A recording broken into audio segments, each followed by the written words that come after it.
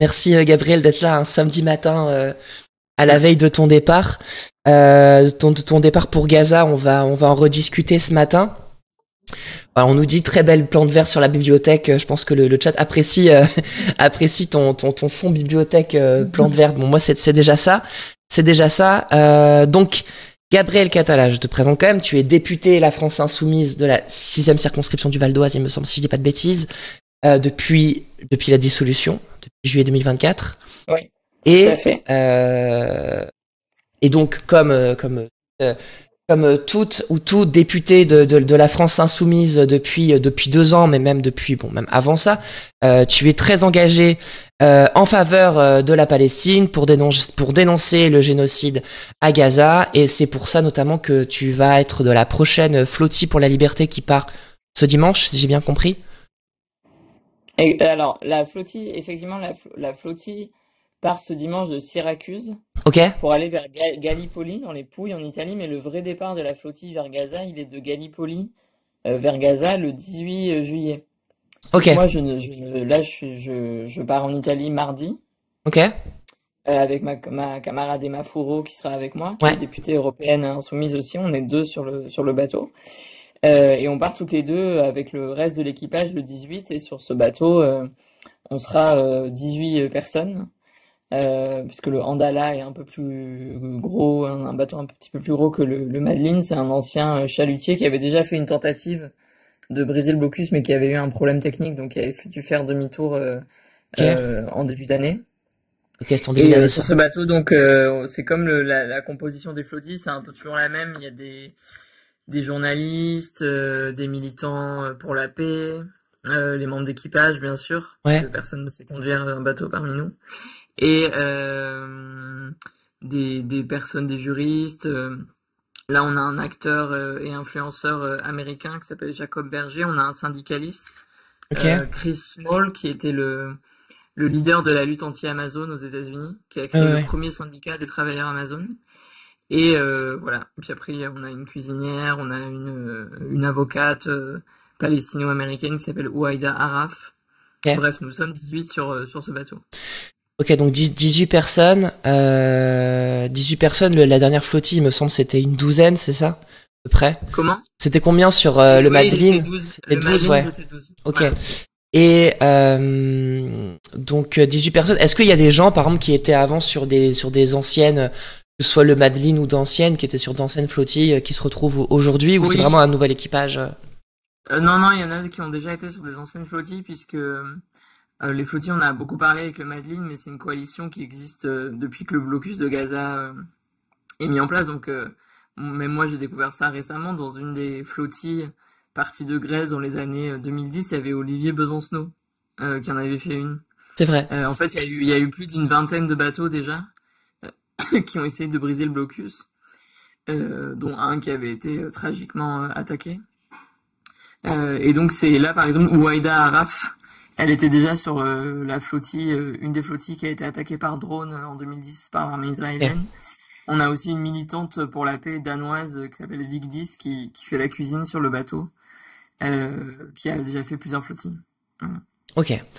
On pose une question, s'il y aura des journalistes sur la flottille aussi. Oui, il y a des journalistes. Alors la dernière fois, vous vous en souvenez, il y avait Yanis de Oui. Blast. Et il y avait un journaliste de Al Jazeera aussi. Omar Fayad, Et ouais. là, c'est pareil. Là, il y aura 2 ou 3 journalistes. J'ai pas la liste finale, mais ce sera Al Jazeera, Ok.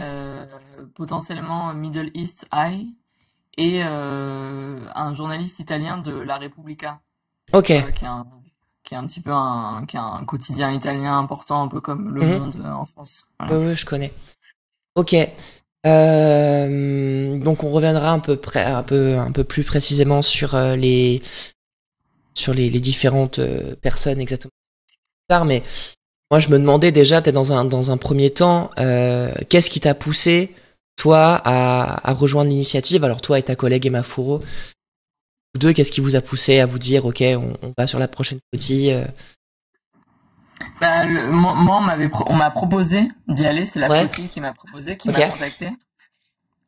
Et donc évidemment, j'ai réfléchi puisque Est-ce que je suis la personne la plus légitime pour le faire? Est-ce que c'est une bonne idée?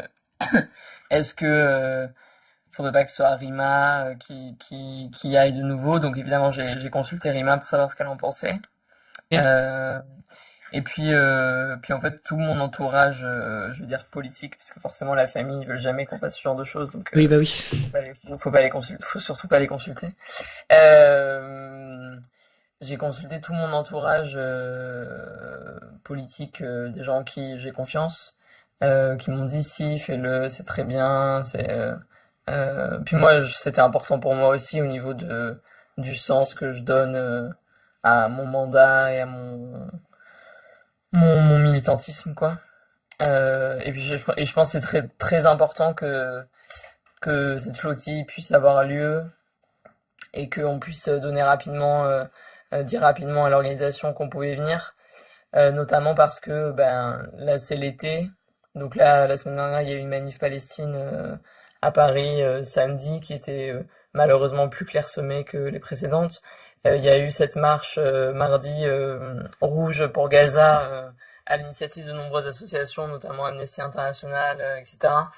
Et c'est particulièrement important de pas laisser le silence s'installer pendant l'été.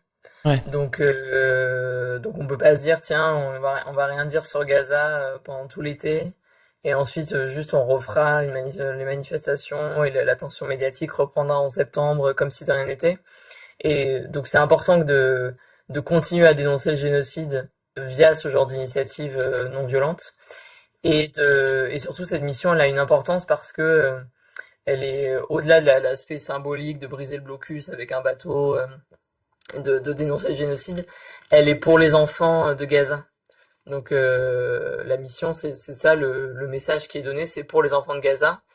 Et ça, pareil, c'est très important parce que on est les enfants de Gaza, et ben là, ils meurent de faim. Enfin, toute la population en général, il y a plus de 2 millions de personnes qui sont en situation presque de famine ou de famine, de malnutrition aiguë en tout cas. Euh, et les enfants sont évidemment les plus touchés. Ce sont eux qui trinquent entre guillemets en premier. Ce sont eux qui n'auront aucune rentrée scolaire en septembre puisque toutes les écoles ont été détruites. Déjà il y a un an, l'année dernière, Israël avait déjà bombardé 70% des écoles de l'UNRWA. Donc il y a un an, il y avait les 2 tiers des écoles de l'UNRWA qui étaient détruites. Donc là, toutes les écoles sont détruites, elles n'existent plus. On a en juin 50 enfants qui sont morts. Enfin, en juin, c'est le chiffre, donc il vient de... C'est tous les... Je veux dire, c'est sur l'année, 50 enfants qui sont morts directement de malnutrition aiguë. L'année dernière, déjà, on avait cette donnée effrayante que en 4 mois à Gaza, autant d'enfants sont morts, ont été assassinés par Tsahal que en 4 ans dans le reste des conflits mondiaux. Ce qui donne pareil le vertige. Et tout ça, en plus, il faut toujours se rappeler que tous ces chiffres qu'on nous donne, qui sont des chiffres consolidés par les Nations Unies, puisqu'on nous dit c'est les chiffres du Hamas, etc., mais c'est des chiffres qui sont les chiffres de l'UNICEF, d'OCHA, du secrétaire général des Nations Unies, tous ces chiffres-là, ils sont sous-estimés, puisque à Gaza, il n'y a aucun service qui est capable de compter le nombre réel de morts, de blessés, de personnes qui sont sous les décombres. Donc on a vu toutes ces études indépendantes qui sont sorties, encore une il y a 2 semaines qui expliquait que 100 000 personnes en réalité seraient mortes mortes directement d'actes de violence, donc d'assassinat, de tireurs d'élite, de bombardements, etc. via de la guerre, et que des milliers seraient mortes indirectement, de manière non violente, c'est-à-dire de leurs blessures, enfin c'est la violence aussi, je sais pas pourquoi d'ailleurs c'était séparé de non-violence, mais de leurs blessures, de malnutrition, de défaut de soins, de maladies pas détectées, etc. Et donc là on en serait à plus de 100 000 morts. Et c'est ce qui découle aussi d'analyses de cartographie. Quand on voit l'ampleur des destructions, on se dit que c'est pas possible qu'il y ait que 56 000 morts après quand on regarde du ciel, que 90% des infrastructures soient détruites. et que les Gazaouis soient aujourd'hui parqués sur moins de 15% de leur territoire initial. Voilà. Sans compter l'importance de parler de continuer à parler de la nécessité de briser ce blocus humanitaire, puisque, pareil, c'était hier, les distributions alimentaires qui sont en fait, un moyen détourné de commettre des crimes de guerre en déplaçant la population et en la mitraillant depuis lorsqu'elle se rend sur ces distributions, c'est 800 morts, les distributions alimentaires de la Gaza Humanitarian Foundation, c'est-à-dire de l'entreprise américaine et israélienne qui distribue les denrées alimentaires à la place des Nations Unies, pour ne plus que les Nations Unies puissent entrer sur le territoire gazaoui. Qui distribue en réalité très très peu de denrées alimentaires. Oui, c'est de l'image en fait. Il faudrait des denrées pour 2,2 millions de personnes, pratiquement, ce qui n'est pas du tout, ce qui n'est pas le cas actuellement. Ensuite, c'est des denrées alimentaires très mauvaises, c'est de la nourriture de très mauvaise qualité, du riz, de la farine de très mauvaise qualité.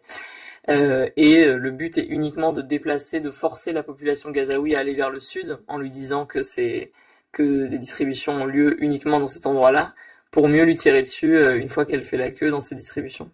Distributions qu'on voit en plein soleil, c'est inhumain, les gens sont parqués comme des animaux dans des couloirs avec des grillages, enfin, c'est affreux, quoi. Ouais. Et du coup, effectivement, il y a tous ces chiffres, il y a toute sa réalité horrible. Donc, il y a ce bateau, le Andala, on a déjà parlé, qui est une référence à un personnage de bande dessinée extrêmement connu en Palestine, qui se tourne le dos et qui ne se retournera que quand la Palestine sera libre.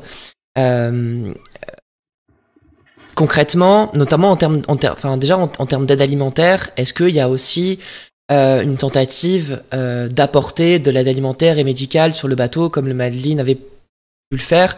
Peut-être vu que le bateau est plus gros, peut-être emporter un peu plus de denrées, même si bon, c'est toujours symbolique. Oui, alors évidemment, le bateau va être chargé d'aide alimentaire. Il y a entre 800 kilos et 1 tonne d'aide alimentaire qui vont être chargées d'aide alimentaire et d'hygiène qui vont être chargées sur le bateau. Yeah. Et comme la mission est pour les enfants, ce sera avant tout des produits d'hygiène pour les enfants et des produits alimentaires pour les enfants. Voilà. Et évidemment, c'est ce que vont critiquer un certain nombre de personnes en disant que c'est peanuts, que c'est rien. Voilà. De toute manière, je pense que vous aurez les mêmes réactions que quand il y avait le Madeline, hein, sur la croisière s'amuse, etc. Ça a déjà commencé d'ailleurs. Ah ouais, j'ai pas vu, mais oui, ça m'étonnerait pas. Ça m'étonne pas. Déjà tous les gens, enfin, ça a pas forcément. J'ai pas regardé. Ça avait commencé au niveau des éditorialistes, je pense pas, mais ça a déjà commencé au niveau des réseaux sociaux. Bon, après les personnes d'extrême droite qui nous harcèlent habituellement derrière leur ordinateur ont juste changé de sujet de harcèlement, quoi. Mais c'est exactement la même chose. Je me demandais aussi, enfin, je pense la question principale, peut-être, c'est, enfin, la flottille, enfin, ce qui concerne vraiment l'aspect technique de la flottille, c'est, tu as vu, enfin, tout le monde a vu ce qui est arrivé au Madeline, l'interception par l'armée israélienne, la prison pendant quelques jours et tout ce travail d'interpellation aussi qui a pu être mené pour faire libérer les membres de la flottille. Est-ce que tu crains pas qu'il puisse arriver à toi, même arriver à l'ensemble de l'équipage, la même chose? Et est-ce que aussi tu n'as pas aussi cette crainte que vu que c'est l'été, il y aura moins d'attention médiatique, moins d'attention politique, et que ce qui a pu arriver pour le Madeline, avec une forte pression qui a pu arriver dans la rue, etc., avec même des occupations de place, est-ce que t'as pas peur que ça puisse aussi un peu se tasser, et que l'attention médiatique aussi soit peut-être moins forte sur l'initiative? Alors, effectivement, le Madeline a été très suivi, notamment parce que il y avait à son bord Greta Thunberg, qui est connue dans tous les pays, et Rima Hassan, qui est très identifiée en France et dans le reste de l'Union européenne.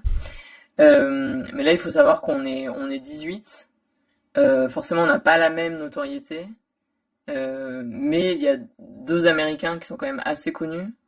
Pareil pour un Australien militant pour la Palestine qui est assez suivi dans son pays. Et donc on vient de plein de nationalités différentes comme le Madeleine, ce qui permettra une pression venant de divers pays, à la fois du Danemark, de l'Espagne, parce qu'il y a une militante féministe espagnole aussi à bord, des États-Unis, oui, parce qu'il y a plusieurs Américains à bord, euh, des Italiens, puisqu'il y aura un journaliste, il semblerait, de la Repubblica avec nous, de la France, ce sera plusieurs Français au-delà de Emma et moi, à bord du bateau, donc du Madeleine, il y avait Baptiste qui était le médecin humanitaire là pour le bateau. Nous, on Baptiste aura André, une ouais. Justine Kempf, euh, qui, euh, qui est une infirmière spécialisée en traumatologie, qui est française Ok. aussi, qui sera avec nous sur le bateau. On a aussi un ingénieur qui fait partie de l'équipage, qui est français, un juriste franco-américain, donc on sera au moins 5 Français sur ce bateau. Après, je crois que tout dépend. Là, les gens qui respectent ce genre d'initiative et qui savent que c'est important ont suivi le Madeleine. Maintenant, ils savent qu'il y a des flottilles. Ils vont sûrement suivre cette deuxième flottille comme ils ont suivi la première. Et nous, en tout cas, avec Emma, on est évidemment entièrement soutenus par nos camarades de la France Insoumise. Enfin, on a confiance en eux pour nous soutenir. Et donc, sur ta question sur les manifestations, effectivement, je doute qu'il y ait la place de la République qui se remplisse tous les soirs en pleine vacances d'été, mais je rappelle qu'il y a seulement 60% des Français qui partent en vacances et qu'il y en a 40% qui vont nulle part, et Ouais. qu'il y a beaucoup de gens qui vont en vacances, qui peuvent se mobiliser aussi pendant leurs vacances, donc c'est pas exclu. Et si j'ai sur le fait d'avoir anticipé ou d'avoir l'angoisse qui nous arrive la même chose, bah évidemment je l'ai anticipé puisque c'est évident que le scénario le plus probable, c'est pas qu'on a vu ce qui s'est passé avec toutes les flottilles précédentes, c'est pas qu'on arrive à Gaza, mais c'est le but. Et tant qu'on n'y arrive pas, eh bien, il y aura des flottilles qui continueront à le faire. Et moi, je pense qu'on pourrait arriver jusqu'à Gaza et être arrêté soit là-bas ou être arrêté juste après. Euh, et si on est enfermé, je me doute qu'il va se passer la même chose. Ils vont essayer de nous forcer à signer un papier complètement stupide, nous disant qu'on a commis une infraction alors qu'ils nous ont arrêtés en eau internationale ou dans des eaux qui ne leur appartiennent pas. Ensuite, ils avaient fait signer à Rima et aux autres un papier un document stipulant que ils ne reviendraient plus jamais sur le territoire israélien pendant 100 ans. C'est pour ça, et c'est parce que Pendant 1000 ans, je les crois. militants ont refusé de signer qu'ils ont été placés en détention plus longtemps. Il n'y a que Greta Thunberg qui a signé plus vite pour pouvoir raconter ce qui s'était passé et pouvoir et pouvoir rentrer. Donc je me fais pas d'illusions sur l'issue, même si j'espère que bien sûr nous on y va avec l'espoir que l'issue soit évidemment positive J'imagine. et qu'on brise le blocus. Si l'issue c'est l'arrestation, eh bien dans les eaux internationales ce sera une arrestation illégale, et dans les eaux en face de la bande de Gaza, ce sera aussi entièrement illégal puisque les eaux qu'on appelle les eaux israéliennes aujourd'hui sont en fait des eaux palestiniennes au regard des eaux internationales, puisque Gaza est un territoire colonisé, et les zones en face de Gaza, la mer n'appartient pas à Israël. Voilà, ce sont des eaux Ouais. Oui, palestiniennes. bien sûr.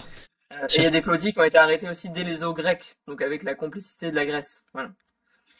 Et peut-être juste. Alors déjà, je me demandais, est-ce que comme pour le Madeleine, il y aura un tracker qui sera mis en place, parce que je sais que Oui, nous, on le avait beaucoup. Garmin. Ouais, Ouais, le ouais. Garmin, on avait beaucoup suivi ça tous les jours en fait. On suivait ça au quotidien avec Mm. le tracker. Donc bon, il y aura ça aussi. Donc Ouais, déjà, il y aura, ouais. il y aura le tracker, bien sûr. Ok. Ouais. Et aussi, je me demandais, est-ce que justement, il y a déjà eu à la fois des réactions, bah, par exemple en France, du ministère des Affaires étrangères ou bah, de chaque pays représenté, notamment je pensais aux États-Unis aussi, voir un peu est-ce qu'il y avait des réactions et est-ce qu'il y avait aussi des réactions israéliennes sur l'annonce de votre départ. Alors, des réactions israéliennes, non, j'en ai pas vu. Après, j'ai peut-être pas très bien cherché. Mm. Et les réactions du ministère des Affaires étrangères, non, il n'y en a pas eu pour l'instant, mais je pense que lorsqu'ils seront interrogés, ils diront la même chose que les bateaux précédents, c'est-à-dire, on leur a déconseillé. Nous, Ouais, on avait dit de ne pas faire ça. Ce qui indirectement veut dire s'il leur arrive quelque chose, ils l'auront bien cherché. ouais, Voilà. Mais ensuite, il y a une différence entre le rang politique du ministère des Affaires étrangères, c'est-à-dire le ministre qui va pouvoir déclarer ce genre de choses, et les agents du ministère des Affaires étrangères qui sont des fonctionnaires astreints à la neutralité, qui eux, si on est enfermé, devront venir nous voir. Le consul doit venir nous voir, il doit s'occuper de nous.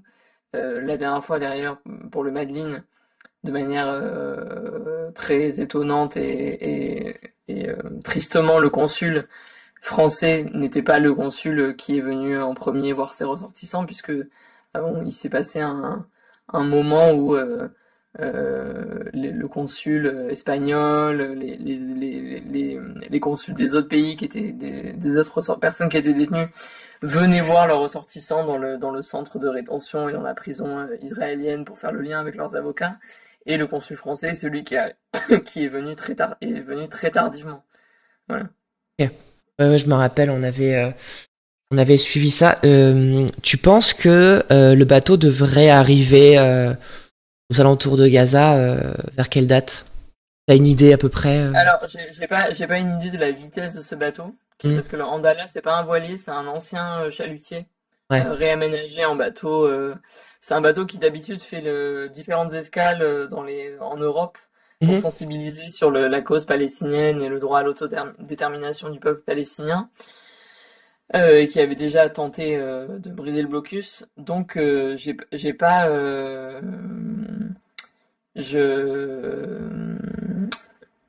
je, j'ai aucune idée de, de la vitesse de ce bateau. Voilà. Ok. Mais je pense que c'est un bateau relativement lent avec Oui, certainement des hommes chalutier. à l'intérieur. Chalutier, c'est assez lent en plus en Et que ça général. devrait prendre entre une semaine et 10 jours. Voilà. Ok. Ok. Bah, c'est pour donner aussi un ordre d'idée pour les gens qui souhaiteraient suivre ça en Oui. vacances ou pas, parce que c'est Bah, pas mal le de gens. bateau part le 18, Ouais. donc je pense que si on atteint Gaza, ce sera le 28 juillet. Voilà. Chose comme ça. Ok, d'accord, ça marche. Bah, on suivra ça de toute manière. Euh, on a pas mal parlé du bateau. Moi, je voulais on va y revenir de toute façon au fur et à mesure, mais je voulais peut-être revenir un peu plus avec toi aussi sur des questions politiques plus générales. Mm. Notamment, il y a eu t'as suivi hein, les propos de Macron sur la reconnaissance ou pas de l'État palestinien. Il y a quelques jours, il me semble que c'était quand il était aux côtés de Keir Starmer, Oh, ouais. il avait reproduit les propos en disant que finalement, il voudrait reconnaître un État palestinien. Qu'est-ce que tu penses de ce côté, enfin, c'est pas une fébrilité, parce que c'est plus que ça, je pense, mais de cet atermoiement un peu macronien je reconnais l'État palestinien, je le reconnais pas, on va attendre, il faut des conditions, etc. Et est-ce que tu attends quelque chose en particulier de Macron sur la reconnaissance justement d'État palestinien? Bon, moi j'attends plus grand-chose de lui puisque Ouais. je veux dire, la reconnaissance de l'État de Palestine, c'est quelque chose qui est depuis très longtemps dans les tuyaux en France. Hmm. Pour celles et ceux qui ont mon âge, peuvent se rappeler qu'en 2012, François Hollande promettait de reconnaître la Palestine. Dans son programme Le changement c'est maintenant, c'était la proposition numéro 59, reconnaître l'État palestinien. Et il y a eu une résolution votée à l'Assemblée nationale en 2014 pour dire que l'État palestinien devait être reconnu. La même a été votée au Sénat. C'était une résolution donc non contraignante, donc c'était pour contraindre moralement Hollande à le faire. Il ne l'a pas fait. Et aujourd'hui, quand on l'interroge, il dit que à l'époque c'était pareil, c'était en échange de d'autres États qui devaient reconnaître Israël, etc. C'est pour ça qu'il ne l'a pas fait, ce qui n'est pas vrai. Et Macron fait exactement la même chose. C'est-à-dire qu'il avait promis lors de sa conférence internationale le 17 juin de reconnaître la Palestine. Il ne l'a pas fait, il a annulé au prétexte de l'escalade en Iran, comme si ça empêchait de reconnaître un État. En réalité, c'est que Macron est très faible, la France est très faible sur la scène internationale, on est totalement décrédibilisé, on n'est plus du tout la diplomatie française indépendante qui porte une voix différente, qui n'est pas le vassal des États-Unis. Avec il y a eu un tournant avec Nicolas Sarkozy où en fait la France est revenue dans l'OTAN. Elle est devenue dépendante des États-Unis. Et là, la seule manœuvre pour Macron, c'est de faire en sorte qu'il ne soit pas le seul à le faire, parce qu'il a peur des représailles d'Israël et des États-Unis. Donc c'est d'essayer d'avoir une reconnaissance commune avec le Royaume-Uni ou avec d'autres pays pour entraîner un mouvement de reconnaissance. Or, moi, je pense que la France devrait être le premier pays à le faire, sans attendre les autres, et que c'est comme ça que les autres reconnaîtraient la Palestine en cascade. Et surtout, de maintenir ce fil sur la reconnaissance de la Palestine, donc là d'en reparler au Royaume-Uni lors de son déplacement, il y avait la conférence du 17 juin, il faut savoir que la conférence du 17 juin, on en parlait depuis le début d'année, c'était le teasing, la conférence, puis après il a annoncé que peut-être lors de sa conférence il reconnaîtrait la Palestine, mais c'était très attendu aux Nations Unies, cette conférence, donc ça a dû être une grosse déception aussi pour de nombreux pays qui attendaient Macron, et le problème c'est que maintenant, il faut se dire que la reconnaissance de la Palestine, c'est certes quelque chose qu'il faut faire et le faire immédiatement, mais ce n'est pas ça qui va stopper le génocide. L'embargo sur les armes, la suspension de l'accord UE-Israël, au-delà de la suspension de l'accord UE-Israël au niveau européen, des sanctions bilatérales, c'est-à-dire la suspension des accords entre les universités françaises et les universités israéliennes, des sanctions diplomatiques en interdisant à certains Israéliens de venir sur notre territoire, des sanctions économiques, le fait de renvoyer l'ambassadeur israélien en Israël, de l'expulser de la France, ça c'est des mesures politiques fortes, et notamment l'embargo sur les armes et la suspension de l'accord UE-Israël et des sanctions économiques fortes comme pour la Russie, qui elles auraient un réel impact. Mais c'est donc toute une batterie de mesures qu'il faut prendre pour stopper le génocide. Et pas, je veux dire, si Macron décide de reconnaître la Palestine en décembre, mais qu'entre-temps, il n'y a eu aucun embargo, Ouais, bien sûr. le blocus humanitaire est toujours en cours, Israël n'est pas sanctionné par l'Union européenne, etc., il se passera rien. Ouais, c'est sûr. C'est sûr. Et justement, sur l'accord UE-Israël, je sais pas s'il y a une date de vote. On avait suivi ici les débats assez désastreux en commission des affaires étrangères. Alors je dis assez désastreux, je parle pas en général, je parle notamment des arguments du côté macroniste et du RN qui étaient assez durs à entendre en termes de malhonnêteté, on va dire ça.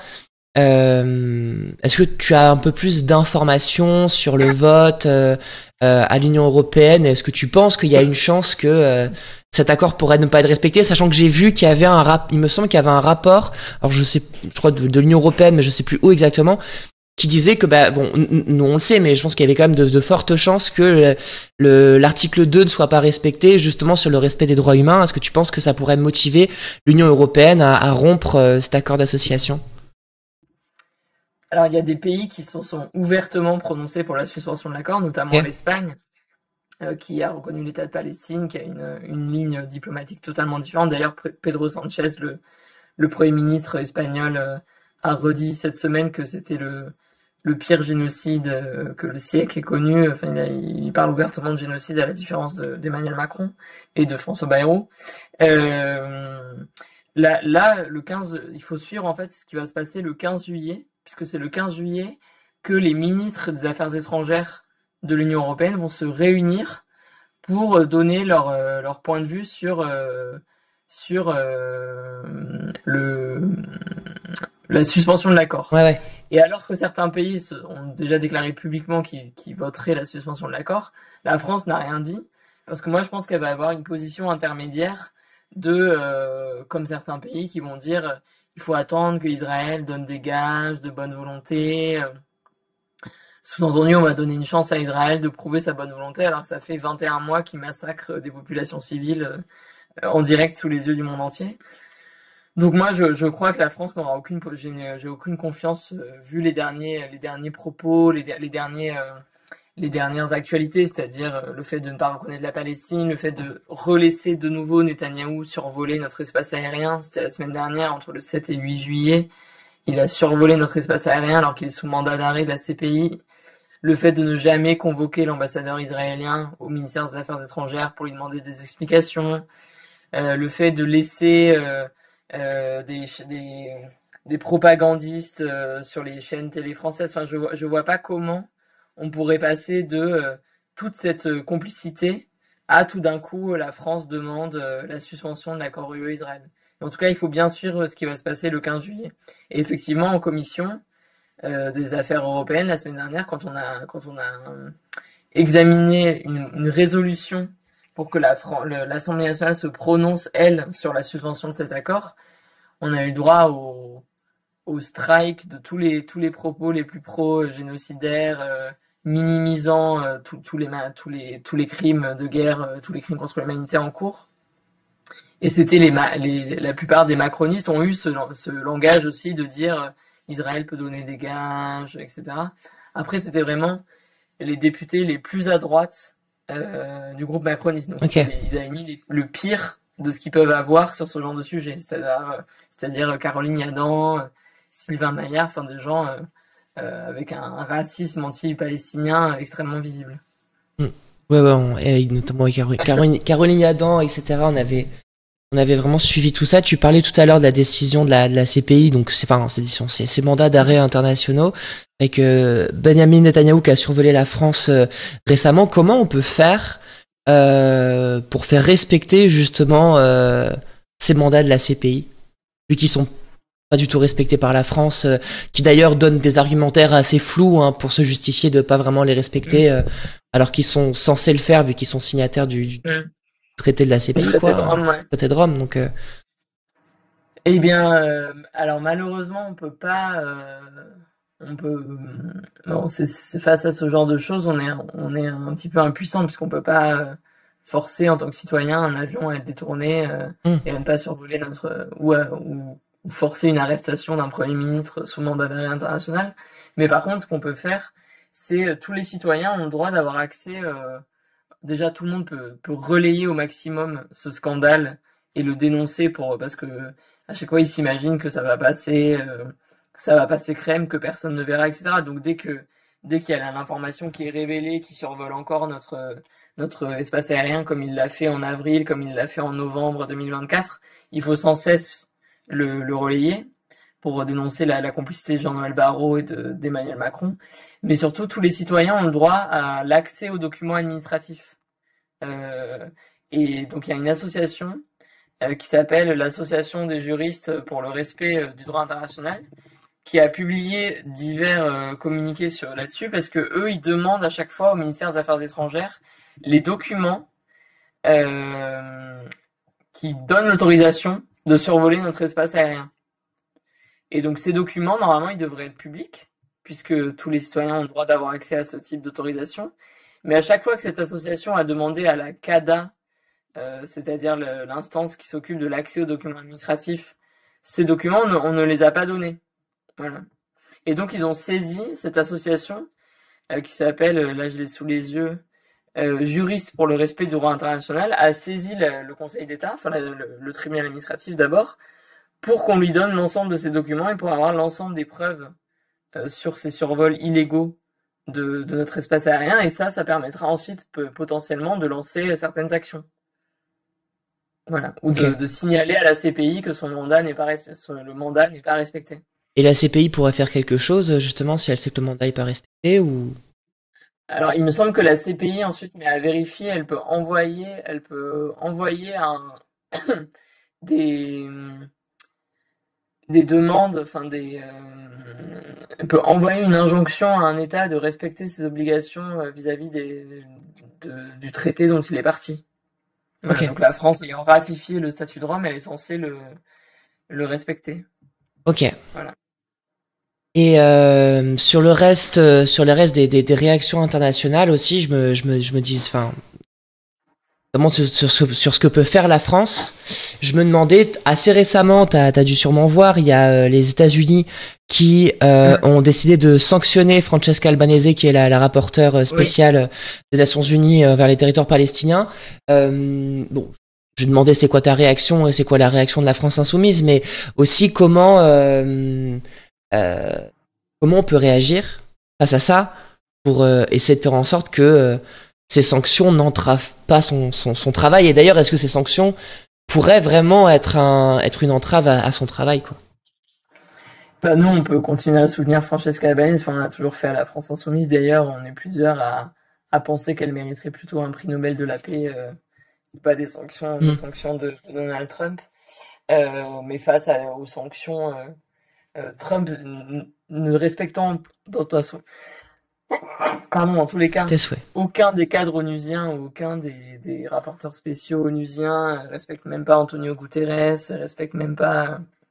Il pense que il pense que tous les rapports rendus par les Nations Unies sont des fake news. Donc il y a aucun respect pour les Nations Unies en général. C'est ça qui est effrayant, c'est quelque part, c'est ça le Trumpisme, c'est de penser que toutes ces instances et toutes leurs informations n'ont aucune valeur.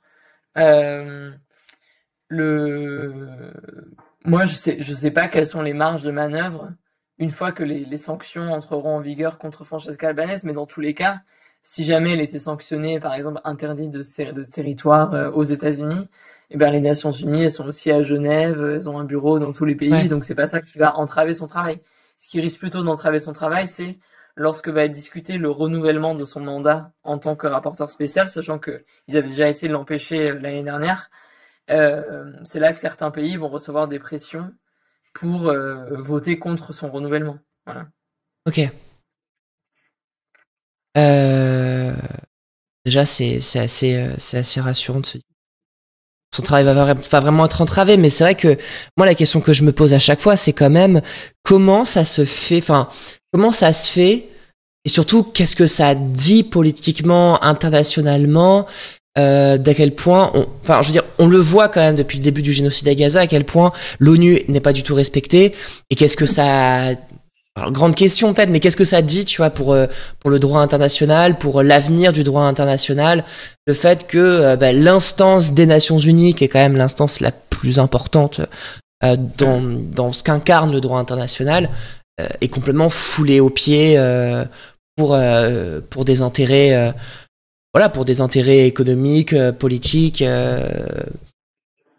Ça montre le génocide à Gaza, quelque part, il accélère l'enterrement du droit international en général. C'est-à-dire, il montre une nouvelle fois que le droit international, il arrange l'Occident, qu'il a été créé pour les intérêts de l'Occident, enfin pour les intérêts de tous, s'il était correctement respecté, mais avant tout par l'Occident et pour l'Occident, mais que lorsqu'il s'agit de populations qui ne sont ni occidentales, ni blanches, sont traités d'une manière totalement différente. Ouais. Je veux dire, par exemple, là, quand on voit cette semaine, il y a eu la CPI, elle a émis des mandats d'arrêt contre 2 dirigeants talibans pour les crimes contre les femmes, des crimes très graves. Ils parlent pas d'apartheid de genre parce que ça existe pas en droit international encore, ça n'existe pas dans le statut de Rome. Mais c'est un peu voilà de dire le crime contre l'humanité contre le genre. On n'imagine pas 2 secondes que ces 2 talibans seraient autorisés à survoler notre espace aérien. Ou que Macron invente que comme c'est pas vraiment l'État afghan ou je ne sais quoi, ou comme ils auraient pas, je sais même plus si l'Afghanistan a ratifié le statut de Rome, mais même s'il l'avait pas ratifié, enfin s'il l'avait pas ratifié, personne n'irait dire qu'il bénéficie d'une immunité comme Netanyahou, de la même manière que la Russie n'a pas ratifié le statut de Rome et Vladimir Poutine n'a aucune immunité comme celle que Jean-Noël Barrot a inventée pour Netanyahou. Alors j'ai regardé juste sur l'Afghanistan, elle a adhéré au statut de Rome en février 2003, donc ça fait quand même une vingtaine d'années. Ouais. Voilà, donc en tout cas, ces dirigeants seraient bien sûr arrêtés, très facilement et tout sera mis en œuvre pour le faire. Comme certains dirigeants centrafricains, responsables de crimes de guerre, congolais, ivoiriens, etc., qui eux n'ont pas du tout bénéficié de la même mansuétude. Donc ça, le génocide à Gaza, oui, il a montré, il décrédibilise, il en finit pas de décrédibiliser jour après jour le système international et les Nations Unies, et en plus dans une période où l'arc réactionnaire s'intensifie. On a quand même Trump, Orban, Giorgia Meloni, Netanyahou, le Rassemblement national qui est très haut dans les sondages ici chez nous, qui a fait des scores délirants aux dernières élections. Et tous ces dirigeants-là, dans tous les cas, n'ont que faire des recommandations onusiennes et du cas des Nations Unies, de la Déclaration universelle des droits de l'homme, des pactes internationaux et du respect du droit international et des obligations de la France en général. Nous, quand on écoute Le Pen, quand on discute d'un texte à l'Assemblée nationale, elle n'en a rien à faire de la Convention internationale des droits de l'enfant. Lorsqu'un enfant de 14 ans commet un crime pour elle, ou un délit ou un crime, selon elle, ces droits fondamentaux n'existent plus, quelque part.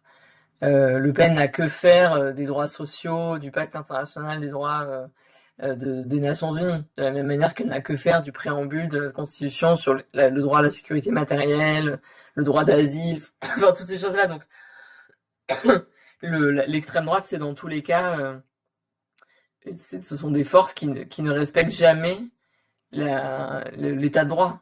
Donc s'ils ne respectent pas le cadre constitutionnel d'un pays et les droits fondamentaux d'un pays donné, elles vont pas respecter les droits fondamentaux au niveau international. Mais est-ce que malgré tout, comment dire, mais de l'espoir que le droit international, il a encore, j'ai envie de dire, de la valeur et que il puisse regagner en force et être respecté? Que tu y crois encore Oui, parce que moi je pense que bah, ce qui est bien, enfin ce qu'il faut saluer dans cette situation, c'est qu'elle montre l'importance des pays qu'on a toujours qualifiés de pays du Sud d'une manière totalement méprisante et condescendante. Quand on regarde l'arrêt de la CIJ qui parle de risque génocidaire, cette procédure, elle a été lancée par l'Afrique du Sud, qui a été suivie par plein de pays, l'Algérie, qui sont que des anciens pays qui ont subi des crimes coloniaux, qui ont été marginalisés. L'Afrique du Sud, c'est un pays totalement légitime pour lancer ce genre de procédure. C'est un pays qui a eu des décennies d'apartheid, qui est un crime contre l'humanité d'ailleurs, qui est un crime à part dans le statut de Rome d'ailleurs, parce que dans le statut de Rome, on a le génocide, le crime contre l'humanité, le crime de guerre, le crime d'agression et le crime d'apartheid. Euh, et, euh, et ce crime, donc l'Afrique du Sud était totalement légitime. Et donc on a tous ces pays d'Amérique du Sud ou ces pays de l'Union européenne qui sont pas des pays du Sud, mais qui sont des pays qui ne sont pas des pays fondateurs de l'UE.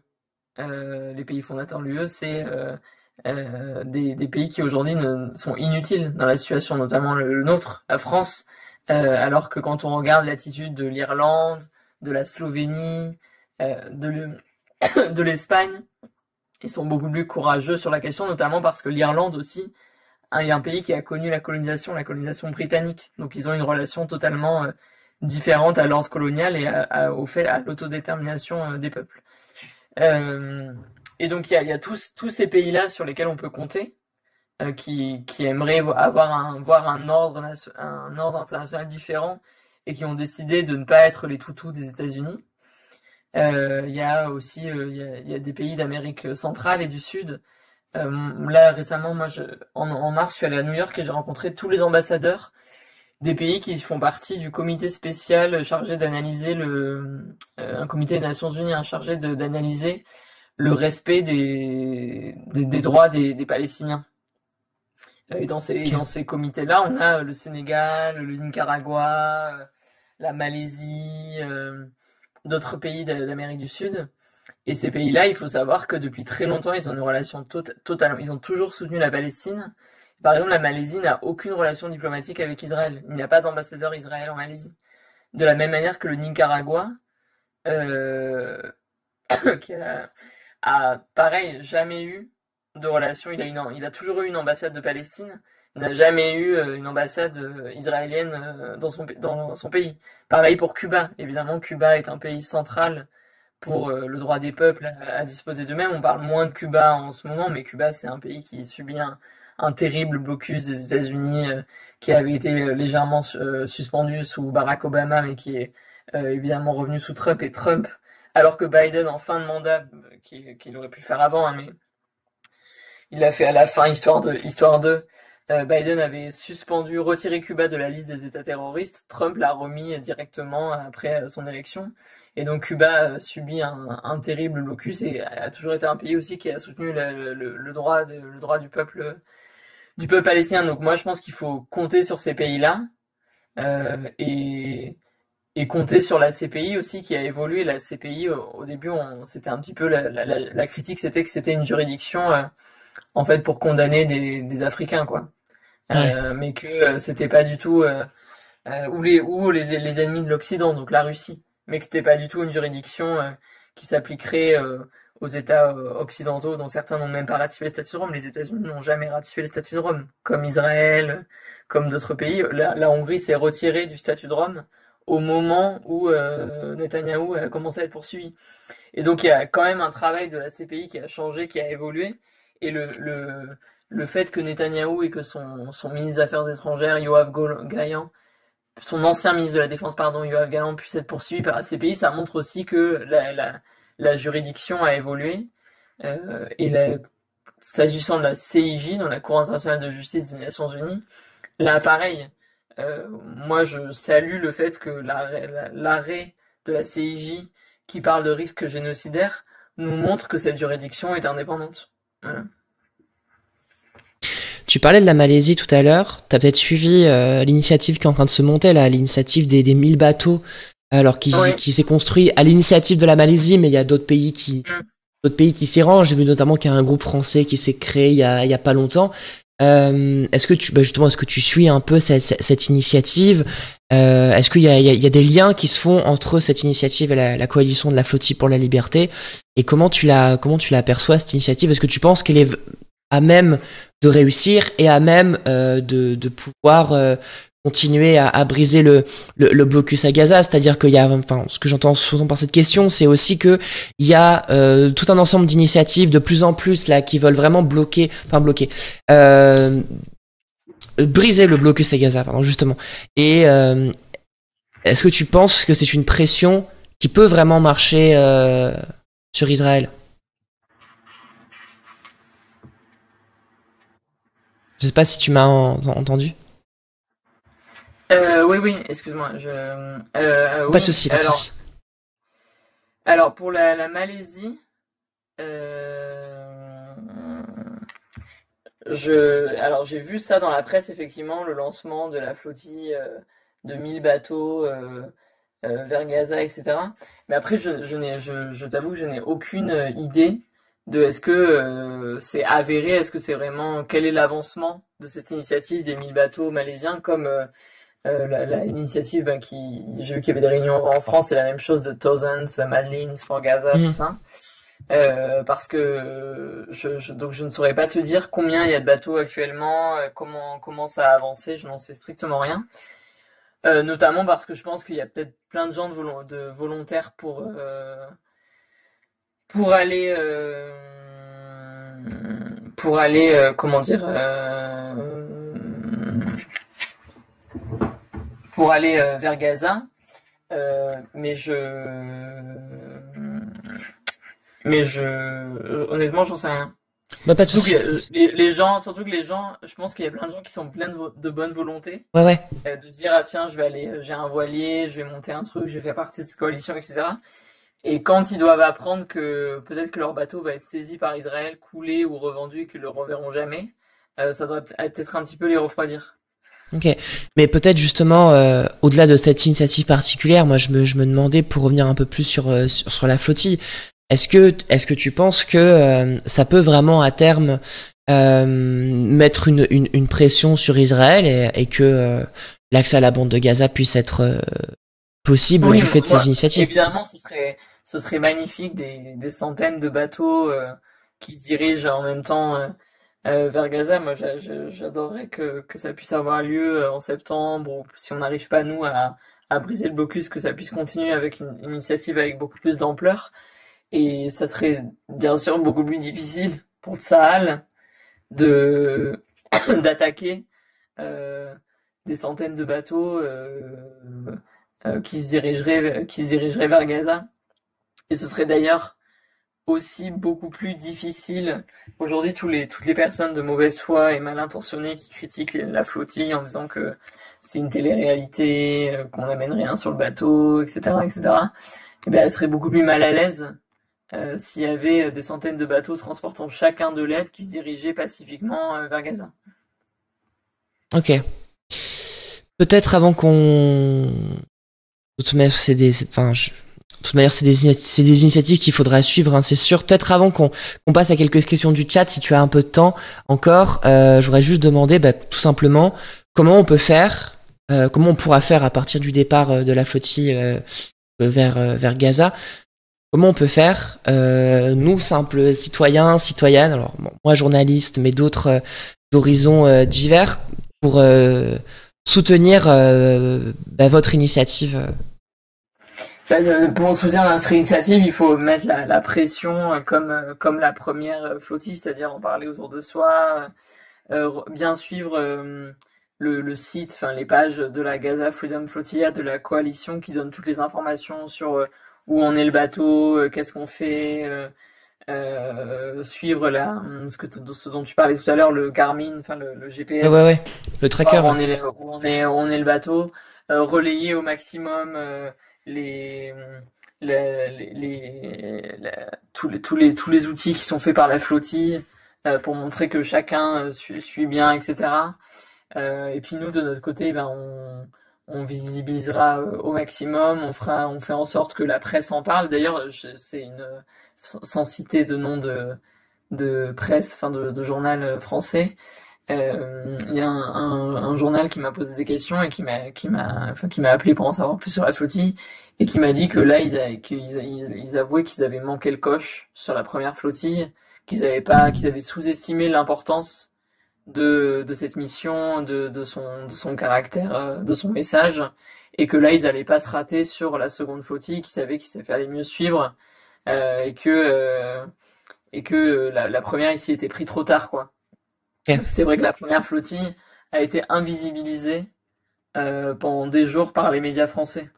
Au moment de son annonce, ça a été plutôt que des commentaires négatifs de la croisière Instagram, la croisière TikTok. Ouais, les vacances, tout ça. Ouais, les vacances en Méditerranée, etc. Bon, ce qui est vraiment facile à dire d'éditorialistes en costard qui eux font pas grand-chose.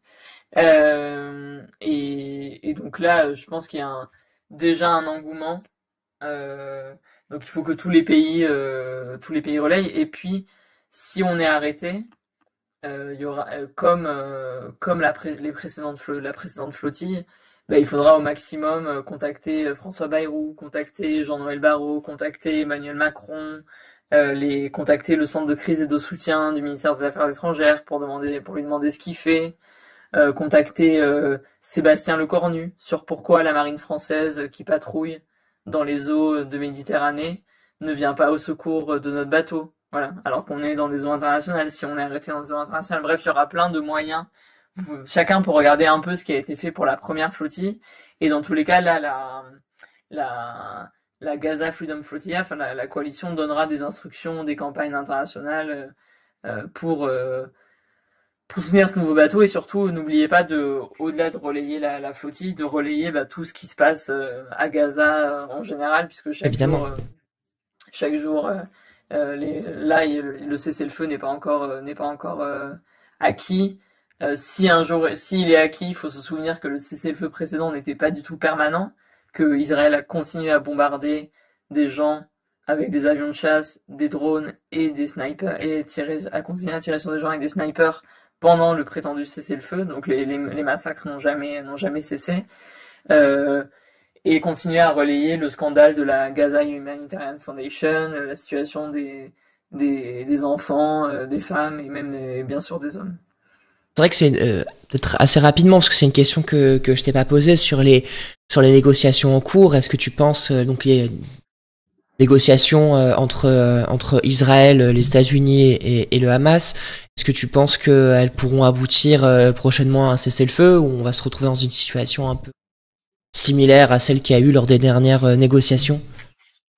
Bah, vu l'attitude d'Israël, là, je suis un peu pessimiste Hmm. sur le cessez-le-feu. Mais on sait jamais, puisque ils ont franchi déjà toutes les limites. Donc avant, on se disait que là, leur image est tellement ternie sur le plan international, peut-être qu'ils vont quand même être plus conciliants sur l'accord de cessez-le-feu. Mais là, j'avoue que je préfère pas faire de Commentaire, pronostic, pronostic, ouais. parce que je n'ai aucune confiance. On a franchi tellement toutes les limites des atrocités, des décisions criminelles et irrationnelles que je préfère pas faire de pronostic. Je comprends. Et c'est aussi, et le cessez-le-feu n'arrivera aussi que lorsque la population israélienne sera elle d'autant plus scandalisée par ce qui s'y passe. Donc là, on a vu quand même que les manifestations grossissent en Israël, qu'il y a des soldats israéliens qui commencent à parler, puisqu'il y en a qui ont parlé dans Haaretz en disant en révélant qu'on leur avait ouvertement demandé de tirer sur des innocents lors des distributions alimentaires. Euh, mais il faudrait que la pression interne israélienne soit d'autant plus forte parce que Netanyahou utilise toujours les conflits, les conflits au Moyen-Orient. Donc il a attaqué l'Iran, le Liban, la Syrie, etc. uniquement pour régler aussi ses affaires politiques intérieures. L'Iran, il faut se souvenir qu'il a attaqué l'Iran, il a bombardé l'Iran le lendemain où il a échappé à une motion de censure à une voix près. Donc c'est uniquement pour renforcer le patriotisme israélien que les Israéliens se concentrent sur leur propre sécurité et et qui puissent se placer en chef de guerre, en chef de la sécurité, qui continuent à massacrer les voisins. Voilà. Ok. Je lirai un peu les messages en même temps. Et si t'as encore quelques minutes, je voudrais te poser quelques questions du chat pour Oui. rebondir un peu sur toute notre discussion. Il y a déjà, alors il y a une question de Liolo qui date d'un petit peu au début de la conversation qui demande, bête question, mais comme la France reconnaît pas encore la Palestine, officiellement c'est quel pays? Alors il y a quand même des pays dans le monde qui reconnaissent la Palestine, mais c'est vrai que pour la France, bah, c'est officiellement quel pays? Et pour la France, les eaux palestiniennes, est-ce qu'elles sont reconnues comme telles par la France? Non, les eaux palestiniennes ne sont pas reconnues comme telles par la France. La France, elle reconnaît que la Cisjordanie est un territoire palestinien et que la Gaza est un territoire palestinien, mais elle ne reconnaît pas la Palestine en tant que telle. Et surtout, la France ne dit rien ou si peu lorsque la colonisation israélienne, notamment en Cisjordanie où ça s'est accéléré, lorsque des colons agrandissent leur territoire. Et s'agissant des pays qui reconnaissent la Palestine, il y en a 146 aujourd'hui. Ce qui est énorme, c'est qu'en fait, il faut se dire que là, quand un pays ne reconnaît pas la Palestine, il est isolé sur le plan international puisque la majorité des États le font déjà. Donc Ok. il n'y a que les États historiquement, les États occidentaux principaux qui ne le font pas. Voilà, 147 pays sur 193 reconnaissent la Palestine, donc c'est vrai que voilà, l'isolement de la France et d'autres pays est d'autant plus fort, quoi. Il y avait une autre question aussi sur le chat. Ce sera peut-être la dernière que je te poserai. Parce que voilà, qui demandait tout à l'heure, en restant dans le sujet des actions en justice, quand on en parlait, dans quelle mesure ça serait possible de porter plainte contre les différents acteurs médiatiques pour diffamation, insultes, etc., avec le flot incessant de propos très problématiques prononcés depuis le 7 octobre. Oui, nous, par exemple, en tant que député, on peut faire des signalements article 40. Ok. Donc, quand il y a et chaque citoyen aussi peut saisir l'Arcom, peut aller sur le site de l'Arcom, signaler des séquences qui sont problématiques pour qu'elles soient retirées ou pour que la chaîne change ensuite ou présente ses excuses. Moi, par exemple, j'avais saisi l'Arcom quand il y avait eu cette émission France Info où il y a un débat était organisé sur est-ce que Gaza pourrait devenir la Côte d'Azur Oui, quand oui. Trump avait dit qu'il voulait faire une À Riviera Gaza, à oui, oui. Gaza. Donc j'avais saisi l'Arcom et il faut savoir que entre-temps, entre le moment où j'ai saisi et le moment où ils ont répondu, j'étais d'ailleurs sûrement pas la seule à avoir saisi, la séquence avait été supprimée du replay sur le site de France Info tellement ils avaient honte et ils ont reconnu dans un courrier que effectivement c'était une séquence qui était déplorable, qui n'avait pas lieu d'être, qui était contraire aux valeurs et au code de déontologie de la chaîne, etc. On peut faire, nous, des signalements article 40, procureur, quand il y a des propos finalement de l'apologie de crimes de guerre ou de crimes contre l'humanité qui est proféré à la télévision ou à la radio. Et il y a des associations aussi qui engagent des plaintes, qui se constituent partie civile. Mais pour porter plainte, il faut avoir un intérêt à agir. Ouais. N'importe qui ne peut pas porter plainte comme ça. Il y a aussi, au niveau de la justice, des avancées qui ont été faites. Récemment, deux soldats israéliens, mais franco-israéliens, sont officiellement poursuivis par la justice française parce que à Gaza, il y a 4000 Français ou franco-israéliens qui font partie de l'armée israélienne et qui participent au génocide. Donc il y en a plein, évidemment, on ne sait pas ce qu'ils font, mais il y a quand même un certain nombre de vidéos où on voit des gens qui parlent parfaitement français, qui sont à Gaza et qui se vantent de leurs crimes. Donc il y en a deux qui sont poursuivis par la justice française puisque plusieurs associations, dont la LDH, la Fédération internationale pour les droits de l'homme aussi, la FIDH et l'association France Solidarité Palestine, se sont portés partie civile pour engager cette plainte. Donc il y a quand même des signaux positifs sur le plan de la justice depuis quelques semaines. Voilà. Ok. Et est-ce que tout ça, ça te donne espoir que le génocide puisse s'arrêter? Bah, ça me... Euh,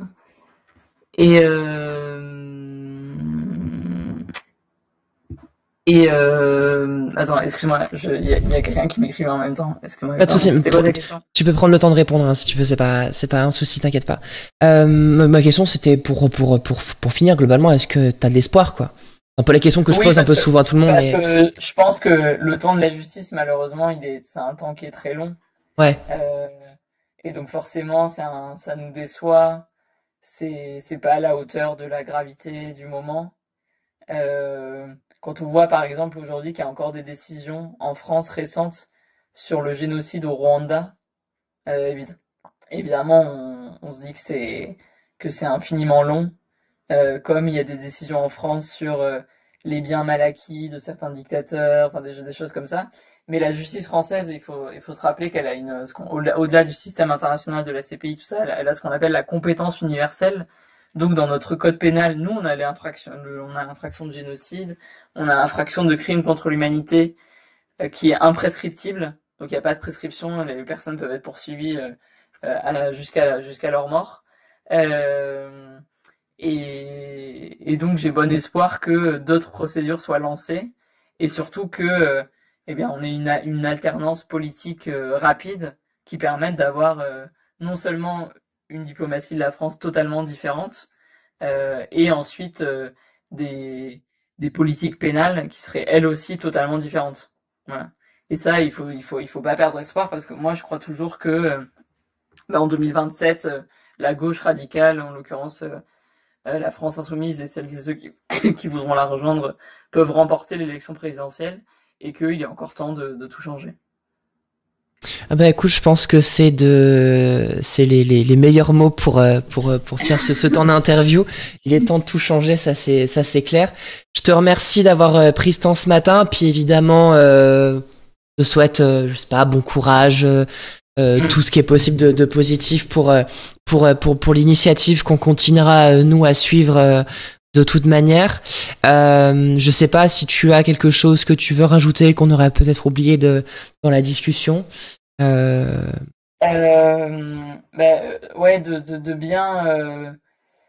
bien se rappeler que le sens donné à cette flottille, c'est pour les enfants de Gaza. Ouais, Donc, de bien regarder la situation des enfants, les rapports de l'UNICEF. Même moi, je lisais là cette semaine un rapport. C'était pas l'UNICEF, c'était effrayant. C'était sur ONU Femmes, c'était sur les femmes et les jeunes filles.